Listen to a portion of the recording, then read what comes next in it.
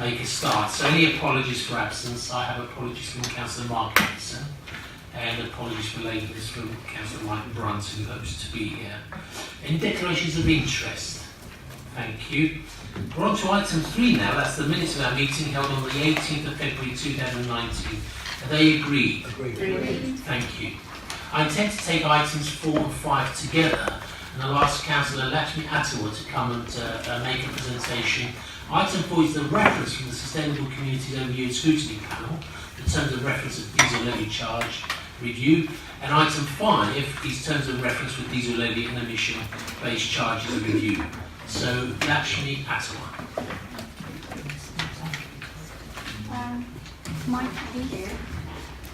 At the Sustainable Communities Overview and Scrutiny panel meeting on the 26th of February, they reviewed the terms of reference for the diesel levy and emissions-based charging review, and after some discussion agreed to the following reference to Cabinet, which is in your papers anyway. The panel recommends to Cabinet that you consider whether to extend, clarify the terms of reference for the diesel levy review and the review into emissions-based charging in other councils to examine whether there is any evidence of the type of behavioural change that these schemes drive, i.e. there might not be a fall in overall applications for permits, but over time there might be a trend for permits. For example, for less polluting vehicles, even though overall permit numbers are broadly the same.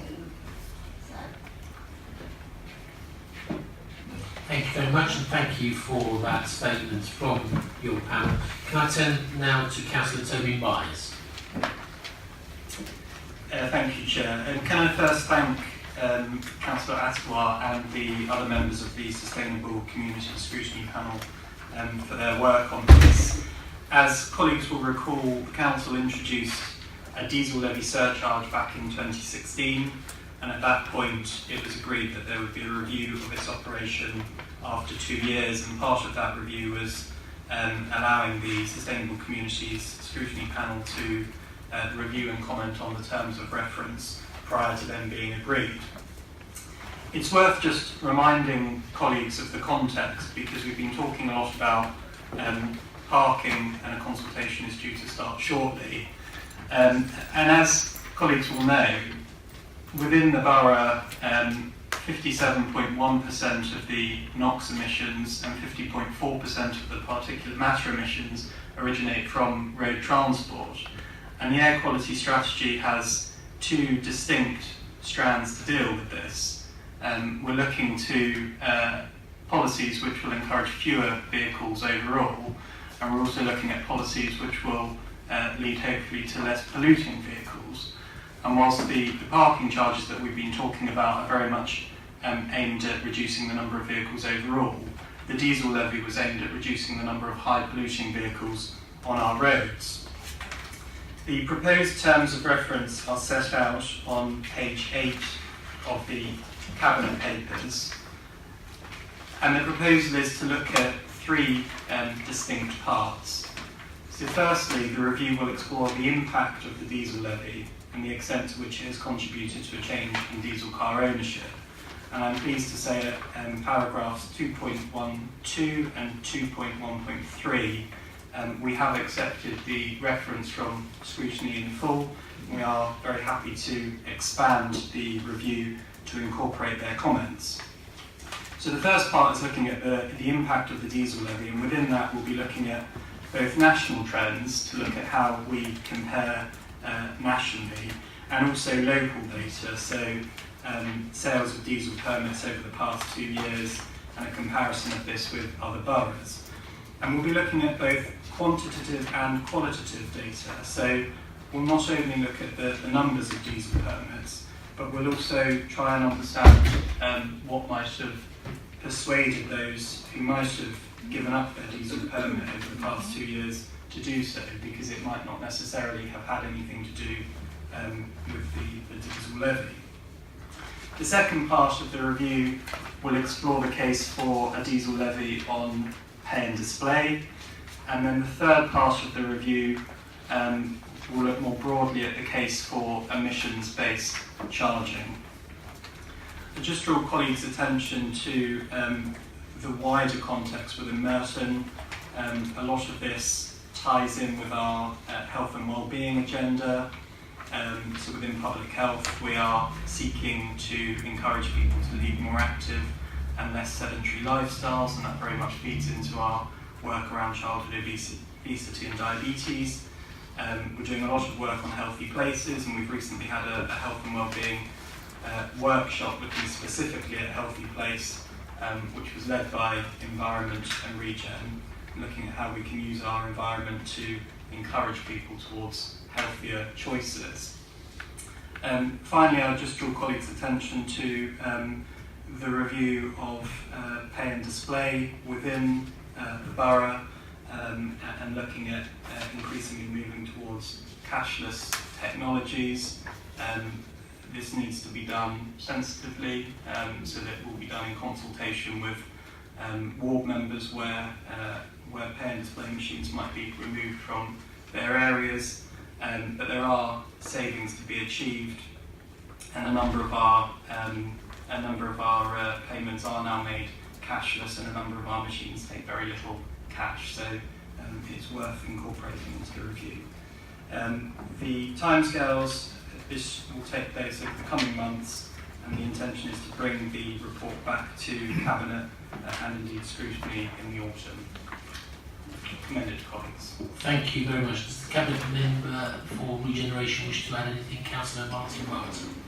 I think Councillor Byers has comprehensively covered it within his report, but I reiterate that Scrutiny has done good work in terms of scrutinising our policy, but also as well we know that the diesel levy has been of benefit in terms of reducing the use of the most highly polluting vehicles in our borough, and it shows that we as an administration are serious about tackling air pollution and emissions, because we recognise the huge public health issues that do exist here in Merton. Thank you. I now turn to our lead officer on this item, that's Chris Lee, Director of Environment and Regeneration. I've nothing to add, Chair. Happy to answer any questions. Thank you very much for that. Are there any contributions from other Cabinet members? Nick? Councillor Nick Trenton. Thank you very much. It's not a question so much as saying how welcome this is, and how very, very important it is to actually see what we're doing in the context of what other boroughs are doing, in particular because, of course, pollution knows no political boundaries, and it'd be very useful to find out whether our what's happening here is matched outside in other boroughs. So it is actually used as a genuine tool for improving air quality. Yes, certainly. I'm aware that neighbouring Kingston Liberal Democrat Council is moving in this direction as well. Okay, so we're on items 4 and 5. They each have one recommendation. Item 4, recommendation 1. Item 5, recommendation 1. Are they both agreed? Agreed. Thank you very much. We move on to item 6. And as we take item 6, which is the awards for contracts for housing-related support services, I would ask Cabinet to be mindful of the Exempt appendix and not refer to it, so we do not need to apply to ask people to leave. Okay, so on item 6, Councillor Tobin Byers. Sorry, Councillor Martin Welton. It's a shared responsibility, obviously, between myself and Councillor Byers. Obviously, I formally move the report. This is a series of contracts in relation to the provision of housing related support services, which are non-statutory support services for vulnerable people and young people. It superseded the previous Supporting People funding regime, which was introduced back in 2003 as the Government National Programme for Housing-Related Support. Housing-related supports can help clients with obtaining benefits, managing their money, supporting them to improve their safety, health and well-being, but also as well support a broad range of different needs and requirements. It covers, amongst others, people with mental health needs, single homelessness, young people at risk, frail elderly and disabled people, teenage parents, women at risk of domestic violence. It's important as we as a council have a housing service which supports these different areas. We already know the problem that homelessness is in London as a whole. In Merton we are proactive in terms of tackling that, and one of them will be the provider who deals with people who are homeless in terms of placements. We also recognise as well that this is an area that needs to fit into our key objectives, the adult social care strategic objectives, but also as well a funding structure that is fairer to all providers delivering housing related services and based on demonstrable and measurable customer outcomes. It's also as well about delivering of cost efficiencies and demonstrable value for money measures.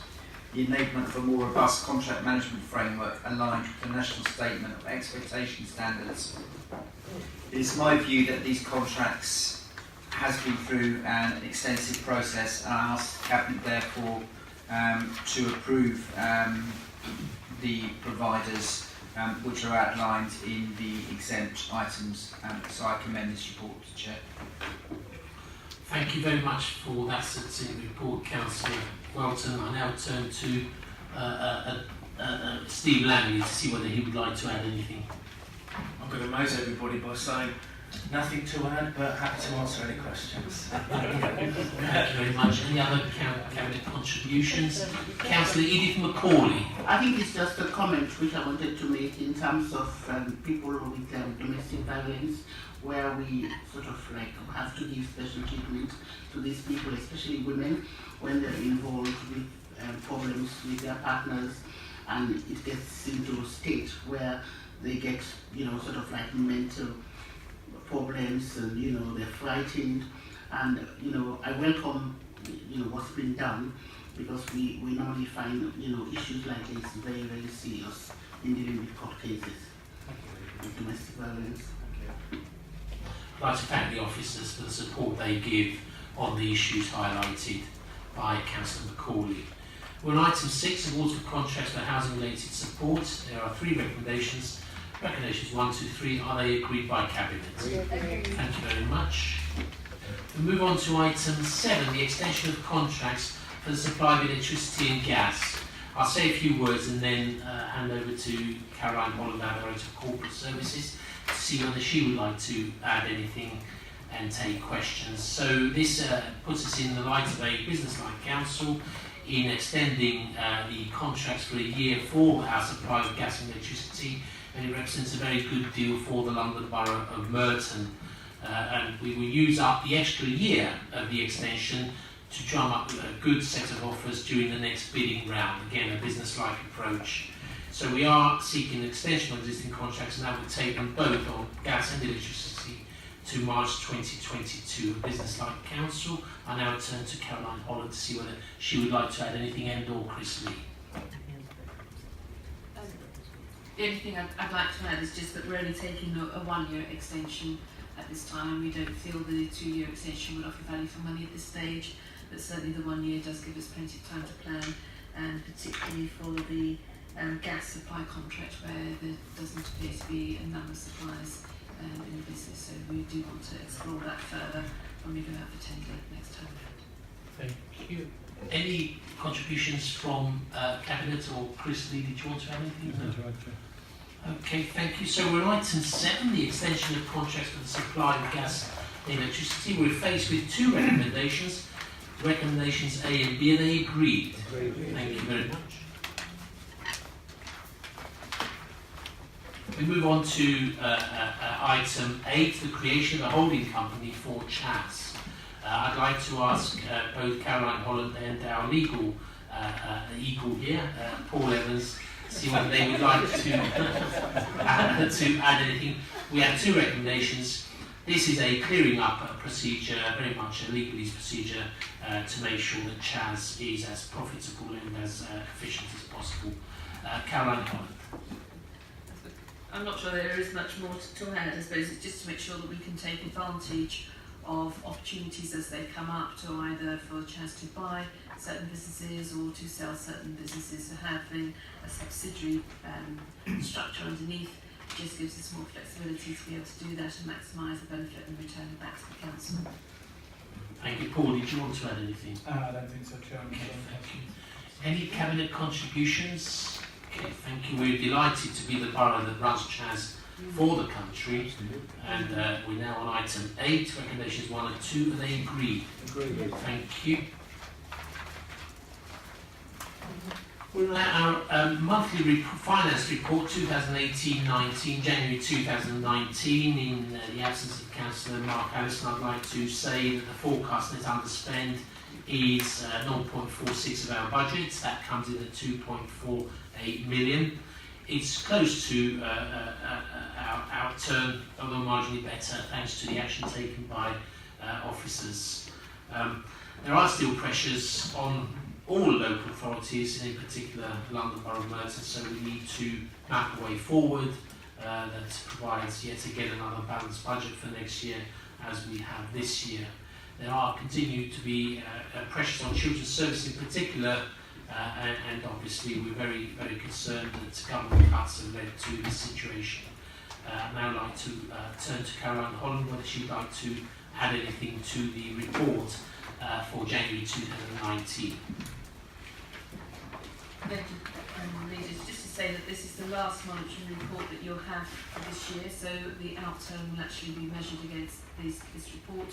So there has been an improvement in the underspend, and the majority of departments made an improvement in their outturn position apart from environmental regeneration.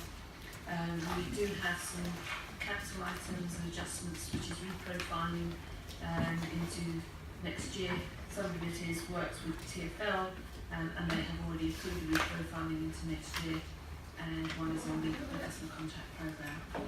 We've also got the monitoring of spend and progress against the savings detailed in the appendix to the report, but happy to take any questions. Thank you very much. Any contributions from the Cabinet on this last item? Okay, so we're faced with two recommendations on item number 9, Financial Report 2018-19. That's of January 2019, recommendations A and B. Are they agreed? Agreed. Thank you very much. As we have successfully completed an item on the item referring to an exclusion item, that means the meeting ends. Thank you very much.